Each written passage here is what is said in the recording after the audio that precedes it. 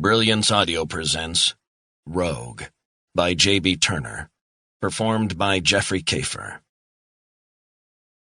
The 5 men around the table couldn't agree when the senator would die. Clayton Wilson leaned back in his seat and sighed. Along with his colleagues, he had been studying the classified file for hours, but it was time to make a final decision.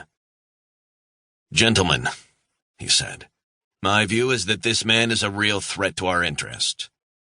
Wilson looked across at Richard Stanton, who was still immersed in the file. Then his gaze fell on the other men around the table.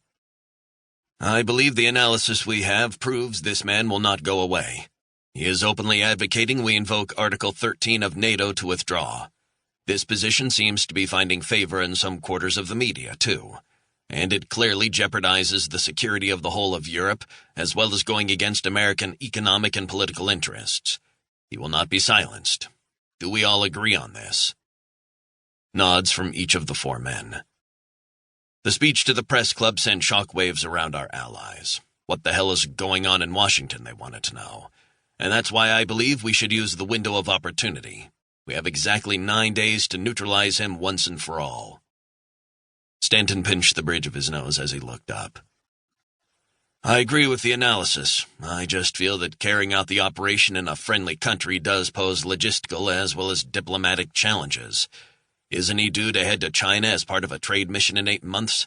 Wouldn't that be a more opportune time?" Wilson sighed.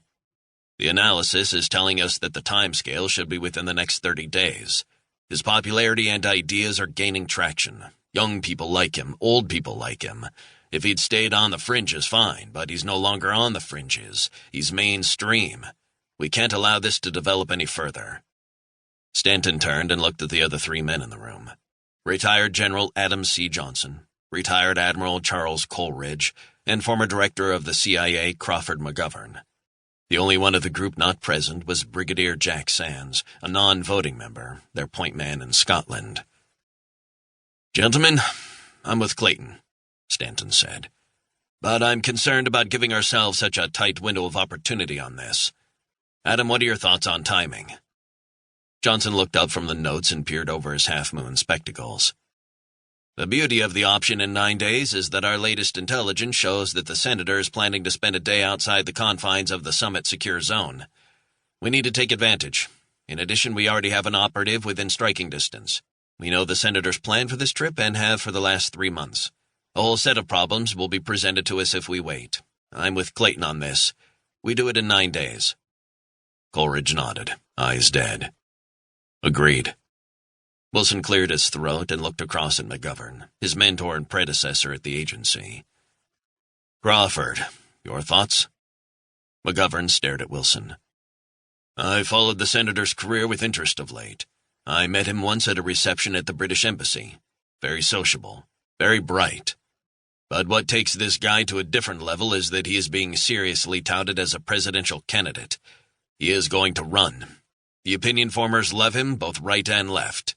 He makes good copy, and it's all increasing his visibility." McGovern sighed. "I say his visit to the security conference in the UK is perfect, and that's why, gentlemen, we must greenlight this for 9 days' time." Wilson smiled across at McGovern. They were cut from the same cloth.